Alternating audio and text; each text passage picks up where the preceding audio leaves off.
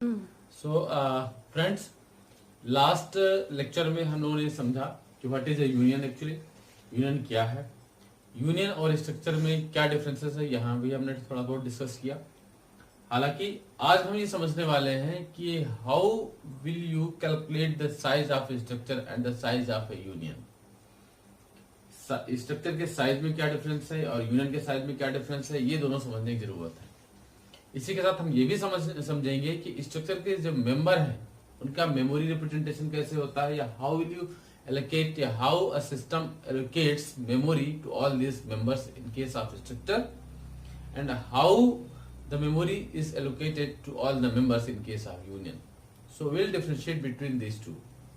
आज हम डिस्कस करने वाले हैं। देखिए, हमने एक स्ट्रक्चर बनाया।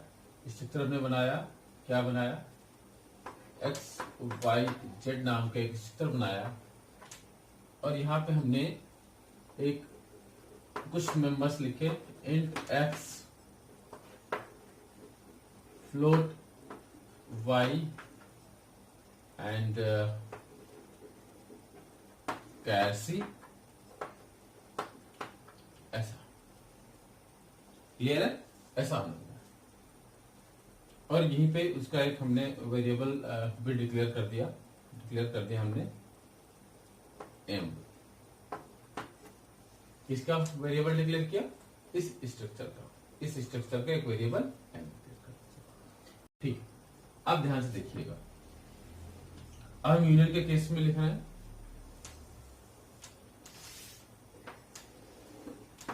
हमने लिखा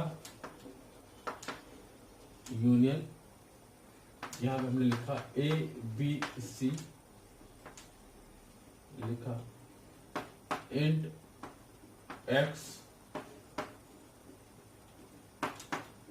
float y and char C.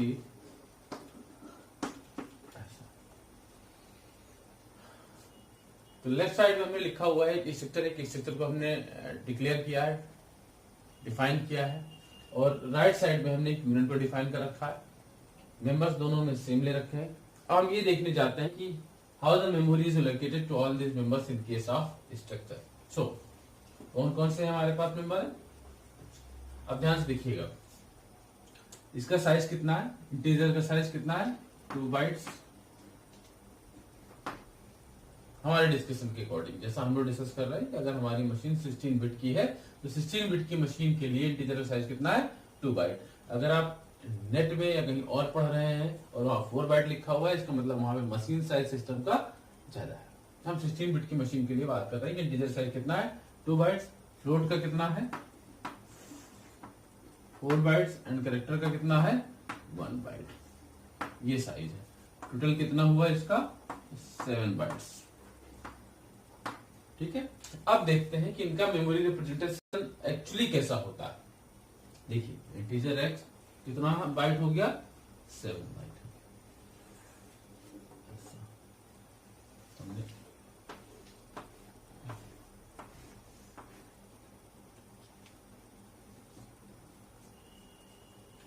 Integer x आपका कितना हो गया, ये एक्स कितना बाइट, 2 बाइट। फ्लोट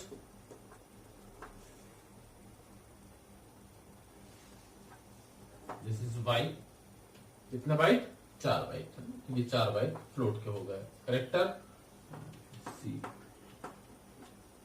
तो 2 byte, 4 byte, x byte, total कितना हुआ, 7 बाइट। स्ट्रक्चर के केस में सभी मेंबर्स डिफरेंट मेमोरी लोकेशन में स्टोर होते हैं, दिख रहा है। और स्ट्रक्चर के केस में the size of structure is the sum of the sizes of all the members. Structure के केस में जो साइज होगा वो क्या होगा, सारे मेंबर्स के साइज का सम होगा। 2 byte, 4 byte and 1 byte, 2 byte, 4 byte and 1 byte, and the size of structure is 7 byte. Clear है। स्ट्रक्चर के केस में सभी मेंबर डिफरेंट लोकेशन पे स्टोर होते हैं। जैसे एक्स का लोकेशन क्या है, ये बेस एड्रेस है, तो एक्स का एड्रेस यहाँ दिखेगा। वाई का बेस एड्रेस क्या है, वाई का बेस एड्रेस यहाँ दिखेगा। तो वाई 4 एड्रेस ऑक्युपाई करेगा और बेस एड्रेस उसका ये होगा। सी कहां पे स्टोर है, यहाँ। क्लियर है? यूनियन के केस में देखते हैं। यूनियन के केस में क्या है, int x this is nothing but the 2 bytes, float y again 4 bytes and 1 byte। ठीक है, अब यहां हमें सम नहीं करना। क्या नहीं करना है? सम नहीं करना है। तो कैसे हम इसका साइज डिफाइन करेंगे? इन case of union the size of union will be the size of member with maximum size. क्या समझ में आया? समझ में ये आया कि यूनियन के केस में यूनियन का साइज क्या होगा?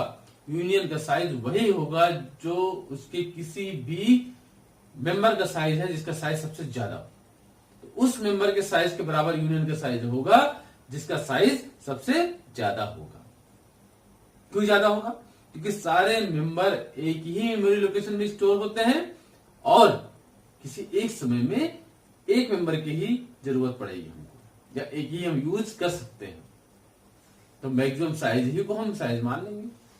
क्या है इसमें? देखिए, integer 2 byte, float 4 byte, character 1 byte. तो इन सभी मेंबर में किसका साइज सबसे ज्यादा है? 4 बाइट। 4 बाइट है तो अब इसमें साइज क्या निकल कर आएगा? 4 bytes.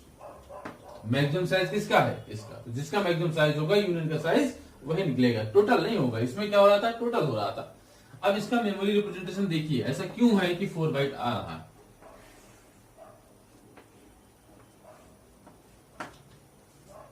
Integer x 2 bytes x के लिए, 4 बाइट्स इसके लिए, y के लिए, एंड देन 1 बाइट इसके लिए, c के लिए, है ना? तो c के लिए कितना हो गया? 1 बाइट हो गया। फ्लोट के लिए कितना हो गया? 4 बाइट हो गया। इंटीजर के लिए कितना हो गया? 2 बाइट हो गया। तो ये आपका c है। c कितना है आपका? 1 बाइट। ऊपर लिखते हैं c 1 बाइट, c 1 बाइट, है ना? अब इस यूनियन का साइज कितना है? मैक्सिमम 4 बाइट है। क्यों? किसी भी पर्टिकुलर समय में सिर्फ एक ही मेंबर की जरूरत पड़ेगी कि एक ही मेंबर को हम अप्रोच कर सकते हैं। तो यूनियन को हम कहां यूज करें? यूनियन को हम वहीं यूज करें जहां पर सिर्फ किसी भी पर्टिकुलर समय में एक मेंबर को अप्रोच करने की जरूरत है। वो एग्जांपल मैंने आपको दिया था। एग्जांपल क्या था? एग्जांपल ये था कि सपोज करिए हम उन एम्प्लॉयज का या उन कस्टमर का एड्रेस प्रिंट कराना चाहते हैं जिनके इलेक्ट्रिक बिल पेंडिंग है।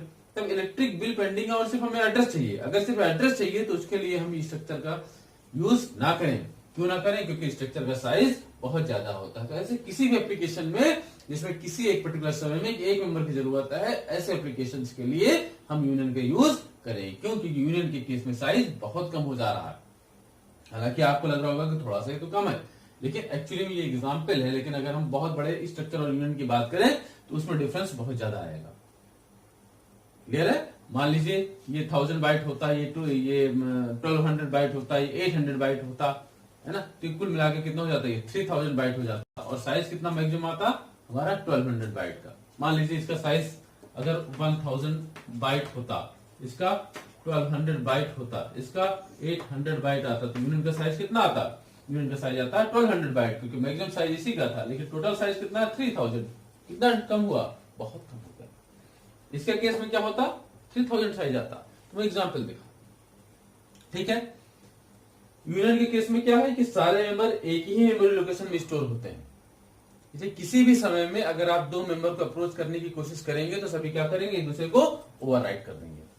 स्ट्रक्चर में क्या है? सभी डिफरेंट डिफरेंट लोकेशन में स्टोर होते हैं, तो सभी एक साथ अप्रोच किए जा सकते हैं। यूनियन में सारे मेंबर्स को एक साथ हम अप्रोच नहीं कर सकते हैं, अदरवाइज ये सब ओवरराइड करेंगे, क्योंकि सभी एक ही लोकेशन पे स्टोर होते हैं।